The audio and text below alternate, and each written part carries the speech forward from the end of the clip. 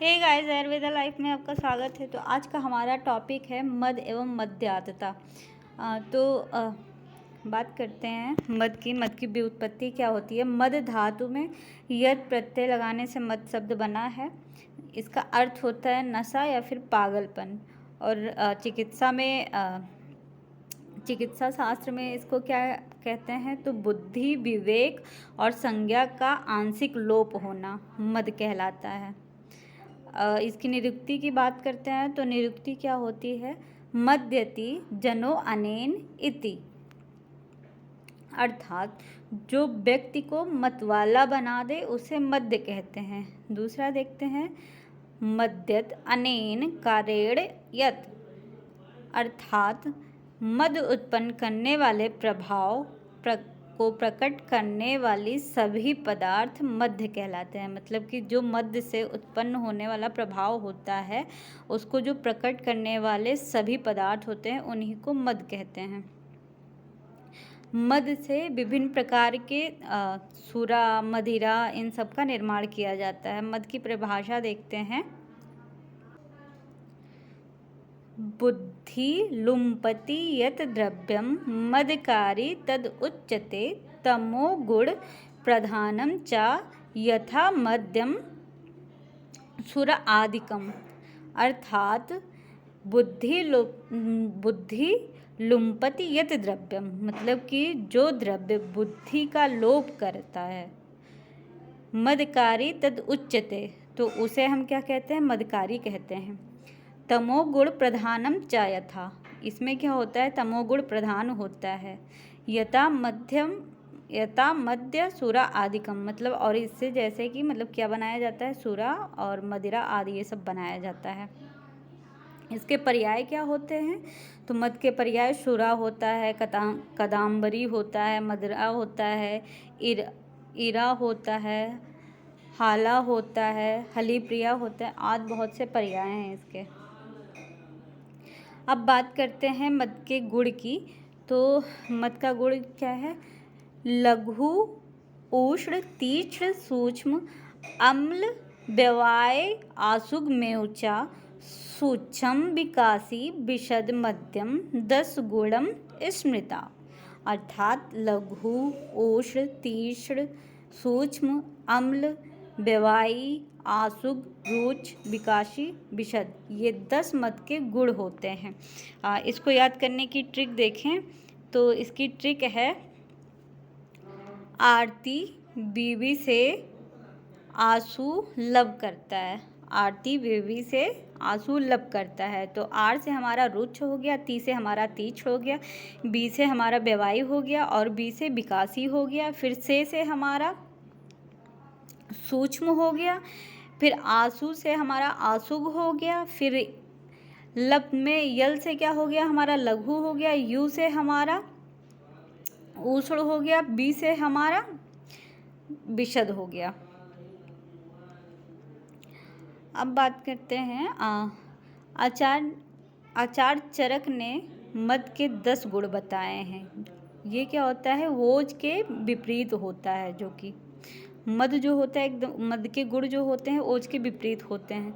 जो व्यक्ति बिना विचारे अति मात्रा में मद का सेवन करता है तो वह उग्र मद्यातता रोग से ग्रसित हो जाता है। मतलब कि कोई व्यक्ति है, अगर वो बिना विचारे उसका अति मात्रा में सेवन कर ले रहा है मद्य का, तो उसको क्या हो जाता है, उग्र मद्यातता हो जाता है।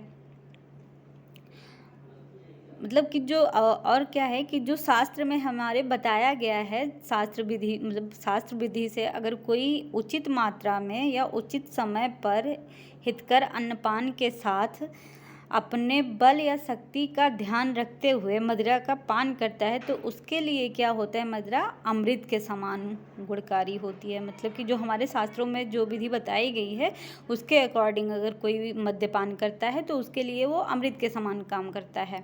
अब इसके लाभ की बात करते हैं कि मद्यपान से लाभ क्या होता है। तो इससे क्या होता है कि व्यक्ति जो होता है शोक, बेचैनी, भय, उद्वेग, मतलब क्या होता है, घबराहट का मतलब नाश हो जाता है मदिरा पान करने से।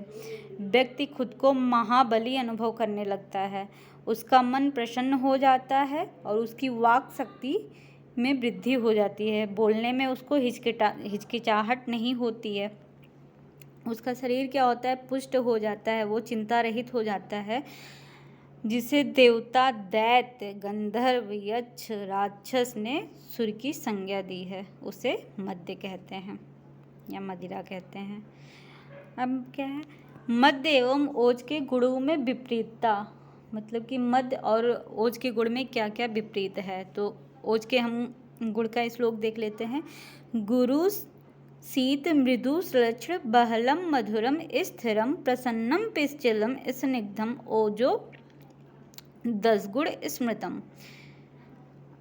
अर्थात जो हमारे ओज के गुण हैं वो क्या हैं, गुरु शीत मृदु श्लक्ष बहल मधुर स्थिर पिच्छल प्रसन्न स्निग्ध, ये सब क्या है, ओज के 10 गुण हैं। इसको याद करने की ट्रिक क्या है,